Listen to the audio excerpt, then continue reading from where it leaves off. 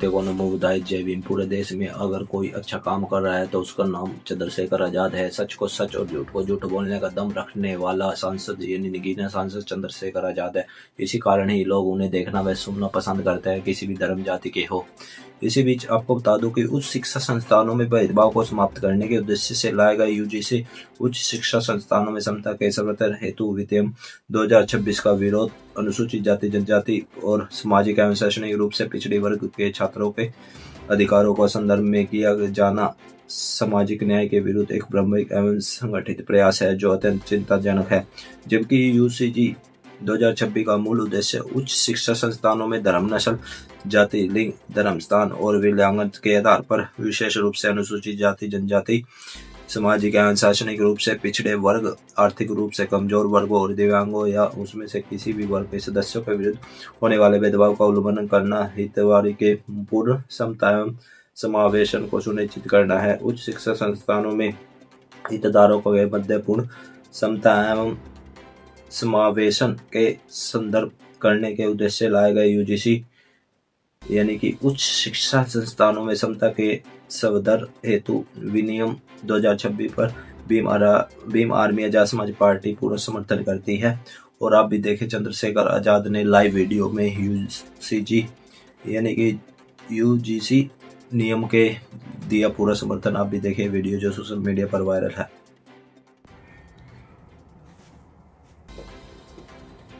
साथियों, जय भीम, जय भारत, जय संविधान,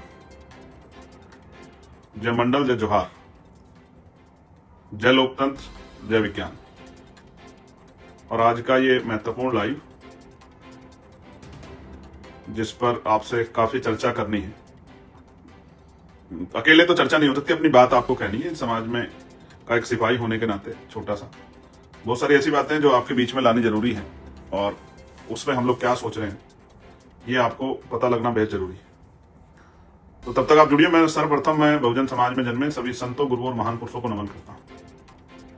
और नमन करने के पीछे जो मेरा उद्देश्य रहता है वो उद्देश्य रहता है कि उनके द्वारा किए गए कार्यों को, उनका जो लंबा जीवन संघर्ष, त्याग, बलिदान रहा है, उसको समाज में उनका प्रभाव मजबूत हो और सम्मान जो है वो बना रहे। आने वाली पीढ़ियां, नस्लें उनको देखे, जाने, समझे और उनके दिखाए रास्ते पे चलने का काम करें।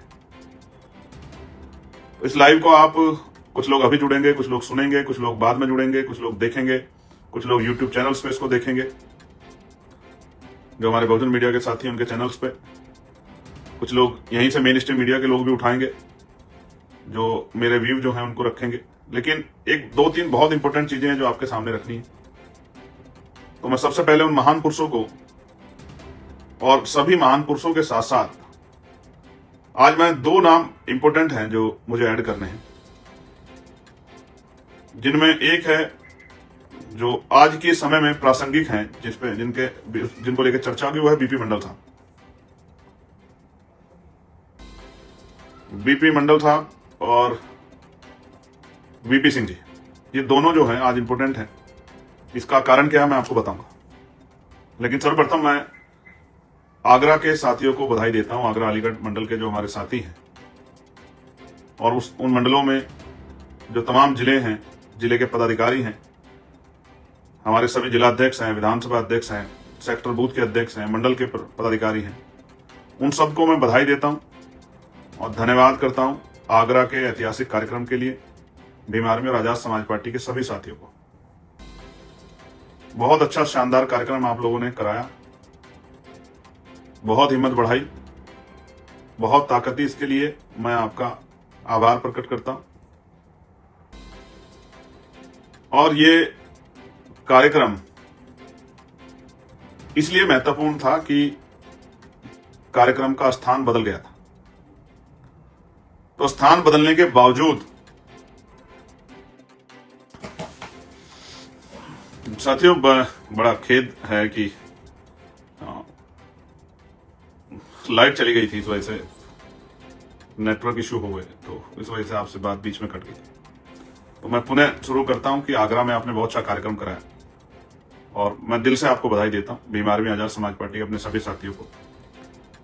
जो अनुसांगठनिक हमारे संगठन हैं, चाहे वो लीगल सेल हो, भाईचारा संगठन हो, तमाम हमारे साथियों ने, किसान मोर्चा, सब लोगों ने मेहनत की। आप लोग बधाई के पात्र हैं। और जब आप लोगों ने अच्छी कार्यक्रम करा दिया है तो कन्नौज की जिम्मेदारी बढ़ गई है कि कन्नौज वाले अपने कार्यक्रम को और अच्छा कराएं।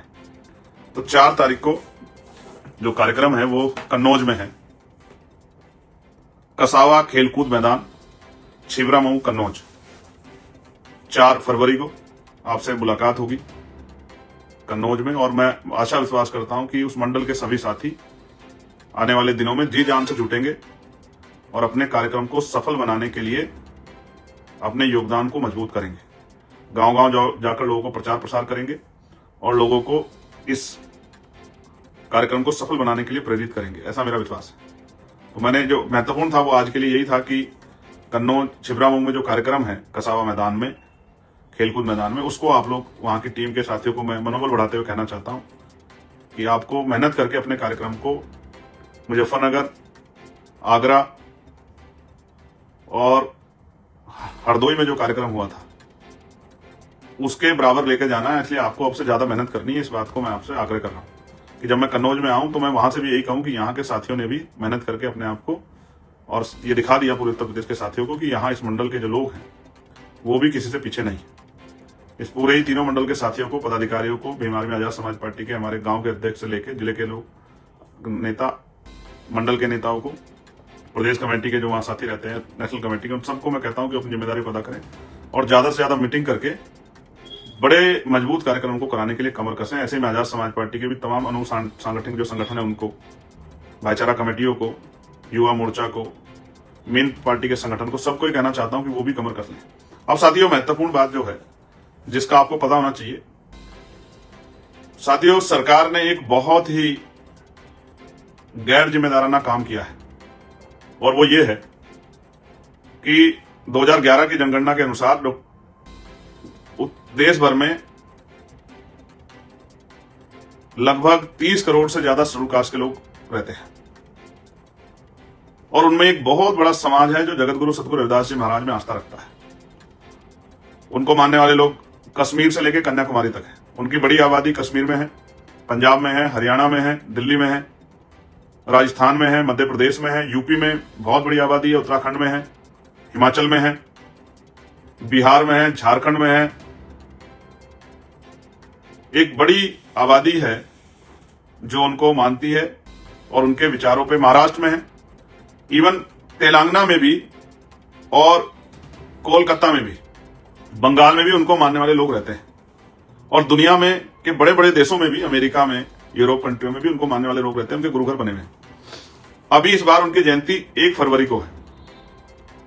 इतनी बड़ी आबादी के जो महापुरुष हैं जिनकी जयंती, प्रकाश पर्व को वो लोग पूरी दुनिया में मनाते हैं, उसी दिन 1 तारीख को सरकार ने बजट का प्रस्तुतिकरण का कार्य जो है वो रखा है। और कई सरकारों ने पिछली बार मेरे आपत्ति करने के बाद, मेरे कड़े विरोध के बाद और मेरे धरना प्रदर्शन की कहने की घोषणा के बाद गुरु जी की जयंती पे प्रकाश पर्व के अवकाश की घोषणा की थी। उत्तराखंड, उत्तर प्रदेश उन्हीं में से जुड़े हुए राज्य हैं, दिल्ली। लेकिन इस बार केंद्र सरकार ने उसी दिन जो है बजट प्रस्तुतिकरण का कार्यक्रम रखा है। आप ये समझिए, क्या इतने बड़े समाज की भावनाओं का सम्मान नहीं होना चाहिए? क्या जवाब है इसका प्रधानमंत्री जी के पास? क्या जवाब है सांस्कृतिक जो कार्य मंत्रालय देख रहे हैं उनके पास, मंत्री जी के पास? क्या जवाब है इस पूरी सरकार के पास, राज्य सरकारों के पास? आपने जगत गुरु सतगुरु रविदास जी महाराज जी की प्रकाश पर्व पे अवकाश घोषित नहीं किया। मैं ये पूछना चाहता हूं, कल उनकी पीढ़ियां जो हैं, जो उनकी आने वाली नस्लें हैं या जो उनके छोटे बच्चे हैं, वो अपने कल्चर को, अपनी सांस्कृतिक विरासत को जानना चाहते हैं, अपने धार्मिक स्थलों पर जाके जो है गुरु जी की जयंती मनाना चाहते हैं। हालांकि आपकी सरकार में नई परमिशन तो नहीं हो रही।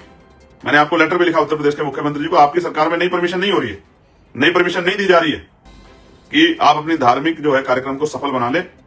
ठीक है, वैसे तो आप बड़ी हिंदुत्व की बात करते हैं, कहते हैं हम सब लोग भाई हैं, लेकिन आपकी सरकार कोई किसी भी नई परमिशन को अलाउ नहीं कर रही है। हजारों जगह पे लोग अपने धार्मिक कार्यक्रम को, गुरु जी की जयंती को मनाना चाहते हैं, लेकिन आपने उसी दिन बजट प्रस्तुतिकरण का कार्यक्रम रख के आपने इतने बड़े समाज को नीचा दिखाने का काम किया, उनकी आस्था पे चोट करने का काम किया। सरकार ने अगर आने वाले दिनों में अगर इस पर फैसला नहीं लिया तो इसके परिणाम अच्छे नहीं होंगे। मैं सरकार को बताना चाहता हूं किसी भी कीमत पे जगत गुरु सतगुरु रविदास जी महाराज को मानने वाले लोग जो अपने परिवारों के साथ रह के अपने जो है धार्मिक कार्यक्रम को करना चाहते थे, उनके मन पे जो आपने चोट पहुंचाने का काम किया है, ये अच्छी बात नहीं। हो सकता है मेरी बात सुनने के बाद आप लोग को इस तरह की घोषणा वगैरह करके जो है कोशिश करो डैमेज कंट्रोल करने की, लेकिन ये अच्छा नहीं। मैं आपको चेतावनी के तौर पे कहना चाहता हूं कि आपके द्वारा जिस तरह से इतने बड़े समाज के मान सम्मान पे ये जो अपराध करने का काम आपने किया, उनको अपमानित करने का काम किया, ये हमारा समाज भूलेगा नहीं। ये कमजोर वर्गों में जो सतगुरु रविदास जी महाराज में आस्था रखते हैं। प्रधानमंत्री जाते हैं बनारस माथा टेकने के लिए, और आप एक तरफ माथा टेकने की बात करते हैं, गुरु जी के आदर्शों पर चलने की बात करते हैं, वहीं उनके गजेटेड अवकाश के दिन जो है आप बजट प्रस्तुतिकरण कराते हैं और कोई छुट्टी आपने घोषित नहीं की है।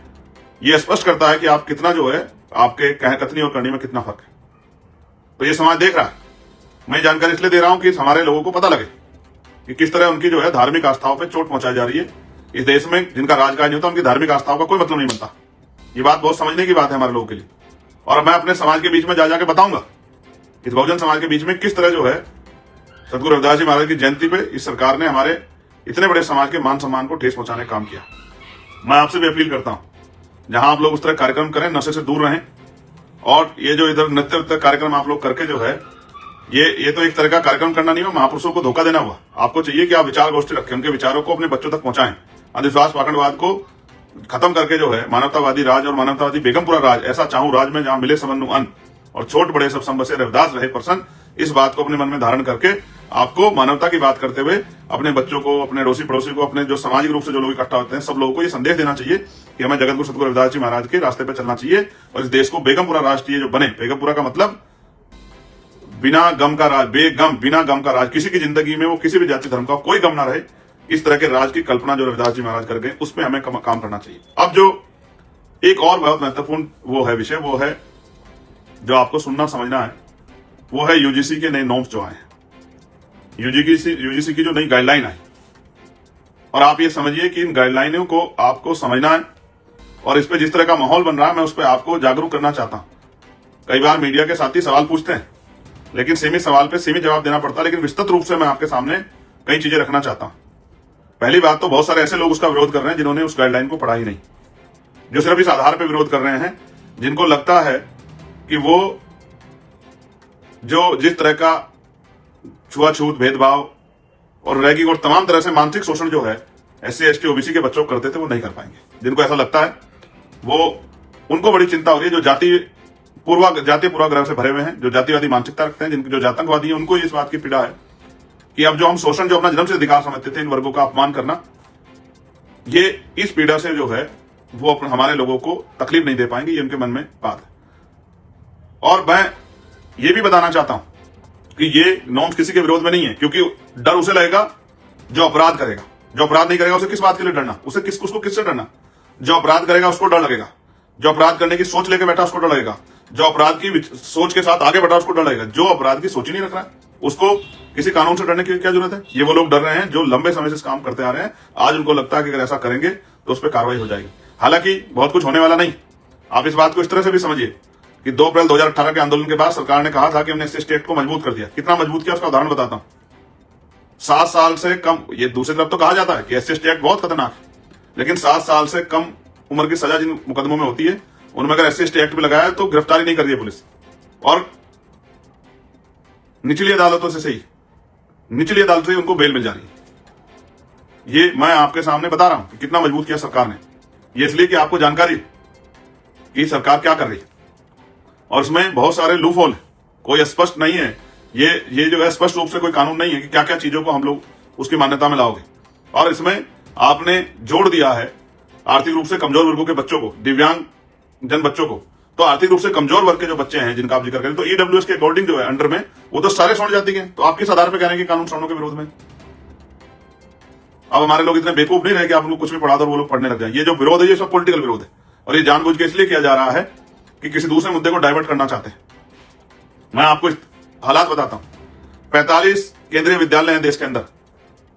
उन 45 में से सरकार ने कितना सामाजिक न्याय किया है, इसका उदाहरण यह है कि 45 में से एक ST के वाइस चांसलर हैं, एक SC के वाइस चांसलर हैं, और 5 OBC वर्ग के वाइस चांसलर हैं, जिनकी आबादी 85% है। उनके 7 कुलपति हैं। और 38 स्वर्ण जाति के वाइस चांसलर हैं। आप मेरी बात को गलत समझे तो आप इसको चेक करा लें। दूसरा, 80% बैकलॉग है पिछड़े वर्ग के बच्चों का, पिछड़े वर्ग के प्रोफेसरों का, असिस्टेंट प्रोफेसरों का, एसोसिएट प्रोफेसरों का, और 83% का बैकलॉग है एसटी के बच्चों का इन्हीं पोस्टों में, और 64% का बैकलॉग है एससी के बच्चों का, एससी के प्रोफेसरों का, असिस्टेंट प्रोफेसरों का, एसोसिएट प्रोफेसरों का। ये बात मैं आपको इसलिए बता रहा हूं कि मैं यहां बैठता हूं वेलफेयर कमेटी की मीटिंग में और तमाम जो है कमेटी मीटिंग में देखता हूं, मेरे पास रिकॉर्ड में आते हैं, मेरे एप्लीकेशन आते हैं। कोई ऐसा सेंट्रल पीयूसी नहीं है जहां के लोगों को, जहां के अधिकारियों से हमें बात ना करनी पड़ती हो कि आप गवर्नमेंट की गाइडलाइन को फॉलो करो, डीओपीटी गाइडलाइन को फॉलो करो, रोस्टर को फॉलो करो। कोई सरकारी ऐसा महकमा नहीं है जिसमें बैकलॉग ना हो, जिसमें जितनी संख्या में सरकारी एम्प्लॉय से ज्यादा एम्प्लॉय जो है ठेकेदारी के आउटसोर्सिंग के जरिए ना रख रखे हो कि सरकारी नौकरी ना देनी पड़े। ये आपके सामने। और आप बच्चों की बात करें, अधिकारी कर्मचारियों के हाल देखिए, उनके साथ डिस्क्रिमिनेशन हो रहा है और आप किस तरह शोषण करते हो। मैं बताना चाहता हूं देश को कि आप शोषण किस तरह करते हो। आप शोषण करते हो जैसे पूरन सिंह आईपीएस जो थे, उन्होंने सुसाइड नोट में लिखा, कोई गिरफ्तारी आज तक नहीं हुई है जो हरियाणा के आईपीएस थे, एडीजीपी रैंक के। आप बच्चों की बात करते हो, उनको न्याय दिला दोगे। एडीजीपी रैंक के हमारे आईपीएस पूरन कुमार, उन्होंने सुसाइड किया, सुसाइड नोट लिखा कि जातीय भेदभाव के कारण मेरे साथ ये हुआ, तो वो मर गए, लेकिन उस परिवार के ने जिनके खिलाफ एफआईआर कर दी, एक व्यक्ति को पुलिस ने अरेस्ट नहीं किया। ये आपके सामने उदाहरण कि तब नहीं, आप बच्चों की बात करें। और बताता हूं, एक हमारी बिटिया है टीना ढाबी, जो आईएएस टॉपर है, सिविल सर्विस की टॉपर है। कल वो किसी ध्वजारोहण के कार्यक्रम में थी 26 जनवरी में, जहां वो पोस्टिंग है। एक उनसे थोड़ा सा जो है खड़े होने में थोड़ी सी गलती, किस तरह से सोशल मीडिया पे उनका मजाक बनाया गया। उनके जो है वो टॉपर है, सारे टेस्ट टॉप करके ही वो आई है, तब पास करके तभी टॉपर बनी है, लेकिन आरक्षण के नाम पे किस तरह उनको अपमानित किया गया, हम वो पूरे सोशल मीडिया के जरिए तमाम लोगों ने देखा। आपके अंदर जहर भरा हुआ एससी एसटी ओबीसी के बच्चों के प्रति, आप उनका मानसिक शोषण करते हो। बड़े बड़े कॉलेजों में 118% की वृद्धि हो गई है इन जो है इस तरह के क्राइम्स में, तब जाके ये नए नॉर्म्स आए, ये नई गाइडलाइन बनी है। और अभी इसमें एक रजिस्टर्ड नहीं हो, आप लोग आंदोलन करने चल दिए। ये समझने की बात है, ये आपके सामने है। कब तक इस देश में पायल तड़वी या रोहित वेमुला, डेल्टा मेघवाल जो है हमारे बच्चे मरते रहेंगे? इसका जवाब जो है सरकार को देना पड़ेगा। मीडिया में 90% जो है बाहुल्यता सवर्ण बिरादरी के लोगों की है, तो वहां डिबेट हो रही है। डिबेट में बैठ के वो एससी एसटी के लोगों को अपमानित करने का काम कर रहे हैं। और मैं आपको बताना चाहता हूं, बहुत जिम्मेदारी से आपको बताना चाहता हूं कि इस देश में कॉन्स्टिट्यूशन पे सबसे बड़ा हमला तब हुआ जब 10% आर्थिक आधार पर आरक्षण लागू हुआ। उन नेताओं को भी जिन्होंने उसका समर्थन किया, उन्होंने संविधान के का जो आधार, संविधान में जो आधार रिजर्वेशन का, उसको कुचलने का काम किया। इस सरकार ने तो कुचला, लेकिन विपक्ष में रहने वाले हमारे लोगों ने भी कुचलने का काम किया अपने चंद वोटों के चक्कर में। और उसका परिणाम यह हुआ कि आर्थिक आधार पर आरक्षण 10% लागू हो गया, जो संविधान का वायलेशन था, जो आधार रिजर्वेशन का कॉन्स्टिट्यूशन में उसका वायलेशन था। और यहां से तो हुआ, उस असंवैधानिक कानून को, उस असंवैधानिक जो पास हुआ बिल, कानून बना, उसको जब चैलेंज किया सुप्रीम कोर्ट में, तो सुप्रीम कोर्ट में बैठे जज, जिनकी जिम्मेदारी थी, जो सारे स्वर्ण जाति के जज थे, उन्होंने उस कानून को भी, उनकी जिम्मेदारी है कि संविधान की व्याख्या करें, उन्होंने भी उस वायलेशन को सही माना। जब संविधान में आर्थिक आधार पे रिजर्वेशन का कोई प्रावधान नहीं है, फिर भी सुप्रीम कोर्ट के जजों ने सिर्फ इसलिए कि स्वर्ण जाति के बच्चों को लाभ मिल जाए, इसलिए उन्होंने उसको सही माना, फिर भी देश ने कोई विरोध नहीं किया। जब 3 दिन में वो कानून बन गया 10% आर्थिक आधार पे, तो भी हमारे नेताओं की चुप्पी से किसने कोई विरोध नहीं किया, क्योंकि एससी एसटी ओबीसी के लोग सामाजिक न्याय को मानते हैं। उन्होंने कहा स्वर्ण जाति में गरीब है तो दे दो, लेकिन उसके बावजूद आर्थिक आधार 10% पे लेते हो और कोटे की जगह हमारी बच्चों को जो पढ़ती है, हमें बच्चों के लेटर आते हैं, कोटे की जगह बोलते हो कि कोठे जो है आप कोठे वाले, ठीक है। जिस तरह से आप अपमानित करते हो, आपके अंदर जहर भरा हुआ है। 75 साल में आप इस जहर को अपने अंदर से निकाल नहीं पाए, आप एक सभ्य समाज नहीं बना पाए। और जब कमजोर वर्गों के लोग तरक्की करते हैं, आपने ऐसे ही मंडल कमीशन का विरोध किया। मंडल कमीशन में भी आपके खिलाफ कुछ नहीं था। मंडल कमीशन में पिछड़ी जातियों को जो है सशक्तिकरण के लिए जो आर्टिकल 340 में प्रावधान बाबा साहब अम्बेडकर ने किया, उस प्रावधान को जो है, उस प्रावधान के अकॉर्डिंग जो है, तो रिजर्वेशन का जो काका कालेकर आयोग के बाद और मंडल कमीशन बनकर जो रिपोर्ट बनी, जो आयोग बना, उसकी जो रिपोर्ट आई, उस 340 आर्टिकल नंबर 340 को जो है मजबूत, उसके आधार पे जो मंडल कमीशन के जरिए जो है पिछड़े वर्ग के लोक सशक्तिकरण का जो जब ये कानून आ गया, उनको आरक्षण देने का प्रावधान बन गया, तो आपने उसका भी विरोध किया, पुरजोर विरोध किया आपने। कहां था वो स्वर्णों के विरोध में जो आपने उसका विरोध किया? स्वर्ण जाति के जो पढ़े लिखे लोग हैं, समझदार लोग हैं, वो जानते हैं कि इसका कोई नुकसान नहीं होने वाला। इनसे वही लोग डर रहे हैं जो अपराध की सोच रखते हैं अपने मन में, जो ये सोच के बैठे हैं कि हमें SC/ST के जो पढ़ने वाले बच्चे हैं उनको टॉर्चर करना है इस नाम पे। जब आप खुद से आरक्षण लेते हो, आरक्षण का किस आधार पर विरोध करते हो? मैं तो तब मानू जब आप इस 10% आर्थिक आधार पर आरक्षण जो मिला उसको छोड़ दो, तब मैं आपको मानू कि आप आरक्षण का विरोध करते अच्छे लगते हो। लेकिन आप आर्थिक आधार पर 10% आरक्षण भी लेते हो और फिर आरक्षण का विरोध करके SC/ST OBC के लोगों को अपमानित करने का भी काम करते हो। ये झूठ जो है, झूठ के सारे कब तक आगे बढ़ना चाहते हो? हमने अपनी आंखों से देखा, हमने सुना, हमने महसूस किया किस तरह से SC/ST OBC के बच्चे जो हैं और अभी भी गांव देहात में किस तरह का सलूक होता है। क्या खुले मंच पे कोई डिप्टी चीफ मिनिस्टर कह देता है, सैन समाज को नव्वा कह देता है, नव्वा अपनी बात को रखते हुए, नव्वा समाज किस तरह अपमानित करने का काम करते हैं। आप कश्यप नहीं कहते हो, आप झीवर कहते हो हमारे लोगों को अपमानित करने के। आप प्रजापति नहीं कहते हो, आप कहते हो कुमार। जानबूझ के आप हमारे लोगों को अपमानित करने का काम करते हो, जानबूझ के। आप यादव नहीं कहते हो, आप कहते अहीर। जानबूझ के आप जो है हमारे लोगों को, जानबूझ के आप जो है पिछड़े वर्ग के, पिछड़ी जाति के बच्चों को, शेड्यूल कास्ट के लोगों को, ठीक है, आप जानबूझ के जो है जाति के आधार पे, ओ नाई के, ओ खटीक के, ओ झीवर के, ठीक है, इस तरह से आप जो है आज भी गांव देहात से लेकर पढ़े लिखे लोग जो अपने आप को पढ़े लिखे कहते हैं, किस तरह से जो है वो बढ़ाई के विश्वकर्मा समाज को बढ़ाई के कह के आप जो है आप अपमानित करने का काम करते हैं। क्या हम नहीं जानते हैं? हम इसी सामाजिक व्यवस्था से निकल के यहां तक आए, हम ग्रामीण पृष्ठभूमि के लोग, हम जानते हैं कि आप किस तरह से जो है हमारे जो है दलित पिछड़े समाज को किस तरह अपमानित करते हो। आप आज भी जो है हमारे पढ़ लिखने के बाद आप उनको जो है सम्मान से नहीं उनका नाम ले पाते हो। ये सब हम लोग देख रहे हैं और मैं धन्यवाद दूंगा एक ही बात के लिए कि इस नॉर्म्स में आपने SC/ST के साथ OBC को भी जोड़ा, OBC को भी जोड़ के आपने बताया कि हम ये जाति के आधार पे जो कुछ OBC के साथियों को जो घमंड हो गया था, वो भी अपने आप को स्वर्ण समझने लगे, तो उनको भी आपने बताया कि इस नॉर्म्स में कि उनको भी उनका भी उत्पीड़न होता है।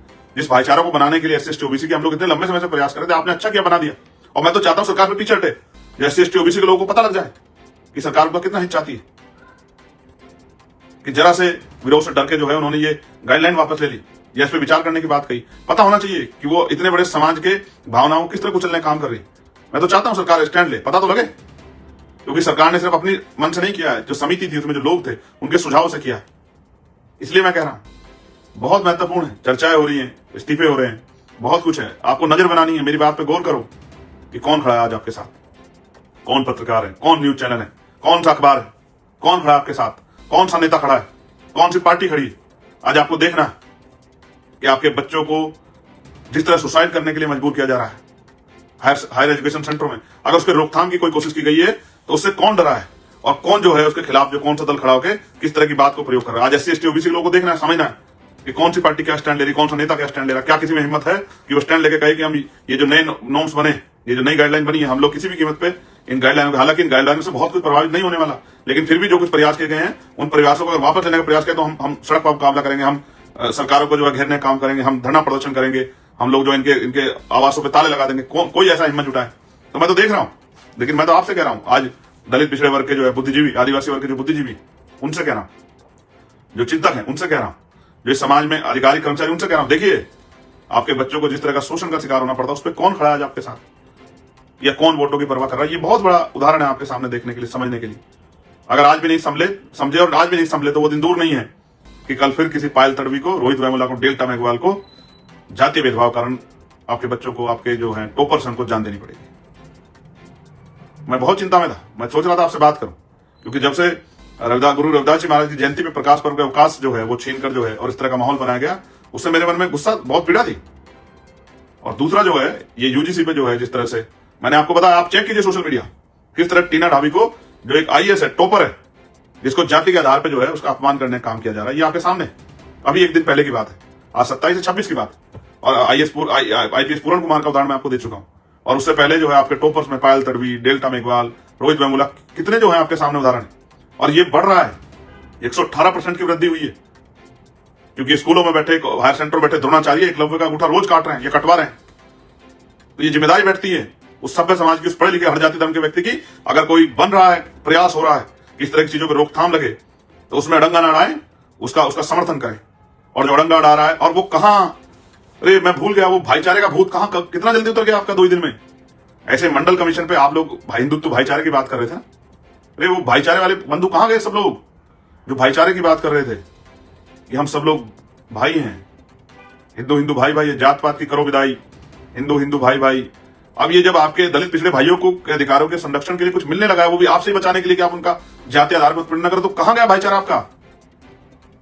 वो भाईचारे वाले लोग निकल के आए। जब भी SC ST OBC के लोगों को जब मंडल कमीशन आया था तो भी भाईचारे वाले लोग ही थे जो चाहते थे कि वो पिछड़े वर्ग को लोग सशक्तिकरण ना हो, उनके लिए अलग से कोई जो स्पेशल प्रोविजन ना बने। SC ST के लोग नहीं चाहते थे कि पिछड़े वर्ग के अधिकारों को छीना जाए। वो तो आज भी चाहते 52% OBC को 52% रिजर्वेशन मिले। मैं तो अभी क्या क्या आगरा में जो अति पिछड़ा समाज है उसको 15% अलग से रिजर्वेशन देंगे, 27% अतिरिक्त, जिससे आपके अंदर कोई उस तरह का ना इत्तेफाकी ना हो। और देते तो 25%, लेकिन क्योंकि अभी उस तरह की स्थिति नहीं है, उस तरह का माहौल नहीं है, लेकिन 15% की तो गारंटी देते हैं कि हम लोग कानून बना के जो है 15% अति पिछड़ी जातियों को अलग से आरक्षण की व्यवस्था करा के देंगे, क्योंकि हम समझते हैं कि वो आगे नहीं निकल पाए। तो मैं स्पष्ट तौर पर कहना चाहता हूं, मैं तो उनको ढूंढ रहा था, वो जो तमाम बाबा और तमाम जो है घूम रहे थे, जात पात की करो विदाई, हिंदू भाई भाई, और तमाम जो रोज वो संगठन घूम रहे थे, पानी पी रहे थे, पिला रहे थे भाई भाई, कहां गए भाई भाई? अब भाईचारा कहां गया आपका? एक ही दिन में उतर गया भूत भाईचारे का। जब बात आई इन वर्गों के सशक्तिकरण की, इन पे होने वाली हिंसा को रोकने के लिए, तो भाईचारा उतर गया आपका। आप समझो, आप देखो, सोशल साइट खोलो, आप गूगल खोलो कि कौन समर्थन में कौन विरोध में, इन चेहरों को पहचानो। कुछ अधिकारियों ने सामान्य जाति के इस्तीफे दिए, वो जानते हैं कि कुछ बदलाव नहीं होने वाला, कोई नुकसान नहीं हो रहा, फिर भी इस्तीफे दिए, सरकार प्रेशर बनी। लेकिन SC ST OBC के नेताओं को उन्होंने मुंह पे टेप लगा लिए। ये भी समाज को देखना चाहिए कि जो इस तरह के आधार पे जो सरकार द्वारा कानून जो है गाइडलाइन बनेगी, जो उस पे जो सहमति से गाइडलाइन बनी, उन पे जो है वो पक्ष नहीं रख पा रहे हैं, तो वो आप पे कितने तेजी है। और कौन है जो आपके लिए हर तरह की मुसीबत उठाने के लिए तैयार है, हर तरह के चैलेंज जान को दांव पे लगाने के लिए तैयार है? कौन सा संगठन है, कौन सा दल है? ये आपके सामने किसी के मुंह से आवाज नहीं निकल रही है। सबको अपने वोटों की फिक्र है, किसी को इस कमजोर दलित पिछड़े आदिवासी समाज की फिक्र नहीं है, और जिनको फिक्र है वो आपके सामने। आप देखो, यूट्यूब चैनल देखो जिनको आप रोज देखते हो, पत्रकार देखो जो आप देश में आके लिबरल के नाम पे जो है आपके सामने बहुत सारी चीजें रखते हैं, लेकिन आज वो भी जो है सत्यता के साथ नहीं खड़े हो पा रहे हैं। आप देखो उन हैंडल्स को जो बहुत जो है सरकार विरोधी बातें भी करते थे, उनको भी देखो किस तरह से उनके रंग बदले हैं। और वो जो हिंदुत्व का नारा लगा के आपकी गलियों में घूम रहे थे कल तक, भाई भाई का नारा लगाते हुए, उनके भी बदलते हुए चरित्र को आप देखो। और SC ST OBC के पढ़े लिखे अधिकारी, कर्मचारी, कर्मचारी, रिटायर्ड अधिकारी, चिंतक, अधिवक्ता, प्रोफेसर, मैं आप सबको भी कहना चाहता हूं, SC ST OBC के सब भाइयों को, कि देखो कौन आपका अपना है, कौन आपके अधिकारों पे कैंची लेके बैठा है। आज नहीं खड़े होंगे, आज नहीं सुनोगे, आज नहीं अपने बच्चों का दर्द सुनोगे, तो जब ये मर जाएंगे यूनिवर्सिटी में तो क्या करोगे कल उसके बाद? अभी तो एक मामला सामने आया, अभी से दुरुपयोग की बात करते हैं। दुरुपयोग तो कितने कानूनों का हो रहा है। CBI जो है, जो जिसके ऊपर गरीब आदमी ये विश्वास करता है कि अगर CBI ने कोई मामला, किसी CBI ने टेक ओवर कर लिया है, CBI जांच हो रही तो न्याय मिलेगा, वो CBI का कन्वेंशन रेट 75%, 25% मामले जो है वो फॉल्स होते हैं। और ED का क्या हाल है, NIA क्या हाल है। अब देखिए कौन सा कानून का दुरुपयोग नहीं हो रहा, लेकिन जब आपके हितों में कोई गाइडलाइन ही बनी है तो बहुत दिक्कत हो गई है। आज नहीं समझोगे तो निकल जाएगा वक्त। समझिए और संभलिए, और अपने बच्चों की रक्षा के लिए निगरानी कीजिए कि आप अपना खून पसीना और अपना पेट काट के जिन बच्चों को पढ़ाने काम कर रहे हैं, यूनिवर्सिटियों में, हर सेंटर में किस तरह से जो है वो जातीय उत्पीड़न के शिकार होकर सुसाइड कर रहे हैं, अपनी जान दे रहे हैं, मानसिक पीड़ा सह रहे हैं, और उनकी बात को सुनने वाला कोई नहीं। और मैं तो क्योंकि रहता हूं सिस्टम में, मैं जानता हूं कि सिर्फ वही नहीं, अधिकारी कर्मचारियों के भी क्या हाल है, पुलिस में जो कर्मचारी हैं, अर्धसैनिक बलों में जो कर्मचारी है, मैं जानता हूं SC ST OBC के क्या हाल है। मुझे कोई बताने की जरूरत नहीं है। मैं कोई चांद से नहीं आया, कोई इंग्लैंड से नहीं आया, कोई अमेरिका से नहीं आया। मैं यहीं इसी मिट्टी में, यूपी की, जहां खाटी राजनीति होती है, जहां जाति जो है वो पैदा होती है, जिसका स्वरूप देखने को मिलता है, जहां ग्रामीण क्षेत्रों में जातियों का जो है, जातियों के गढ़ हैं, मैं वहीं से आया निकल के। मैं सब जानता हूं कि किस तरह दफ्तरों में अधिकारी कर्मचारी परेशान है, ट्रांसफर, पोस्टिंग, सस्पेंशन, किस तरह कलम फेर फेर के किस तरह SC ST OBC कर्मचारियों को जो है किनारे लगा रखा है इन सरकारों ने। ये सब आपके सामने। धन्यवाद, आपने मुझे सुना, और मैं आशा उम्मीद करूंगा कि आप अपना जो है विचार भी इस पर रखेंगे, व्यक्त करेंगे कि आप क्या सोचते हैं। और मैं भी चाहूंगा कि आप नजर भी बनाएंगे कि कौन आपके साथ खड़ा है, कौन आपके खिलाफ खड़ा है, कौन चाहता है कमजोर वर्गों के बच्चों को जो है, जो उनके प्रोटेक्शन में जो गाइडलाइन बन रही है उनको खत्म कर दिया जाए। कौन नेता, कौन पार्टी कहां खड़ी है, सर्च करो। अपने बच्चों को कहोगे वो सर्च करके आपको बताएं कि किस पार्टी का क्या स्टैंड है, किस नेता का क्या स्टैंड है, किस मीडिया हाउस का क्या स्टैंड है, कौन जो है, और वो कहां है वो पत्रकार साथी जो सरकार के हर जो है कानून में उनकी अच्छाइयां गिनवा रहे थे। आज क्या हुआ? जब किसानों के खिलाफ कानून बनते थे तो आप अच्छाई गिनाते थे ना। जब NRC पे कानून बना था, 370 पे कानून बना था, जब 3 तलाक पे कानून बना था, तो आप ही तो ना अच्छाई गिनवा रहे थे। आज क्या हुआ? सरकार के अच्छाई गिनवाने वाले और तमाम मीडिया हाउसेस को क्या हुआ? साफ सुन गए। समझ रहे हैं? कमजोर वर्गों के लोग आपको समझ रहे हैं, बिल्कुल समझ रहे हैं। और नहीं समझ रहे हैं तो मेरे लाइव के बाद समझेंगे। ये पाल, प्रजापति, कश्यप, सैनी, मौर्य, साक्य, कुशवा, बिंद, राजभर, केवट, मल्ला, निषाद, विश्वकर्मा, सैन, ये समझेंगे। ये चमार, वाल्मीकि, पासी, धोबी, कोरी, खटीक सब समझेंगे। महार, ये सब समझेंगे, इनको समझ आएगा। ये जाट, गुजर, यादव समझेंगे सब लोग ये।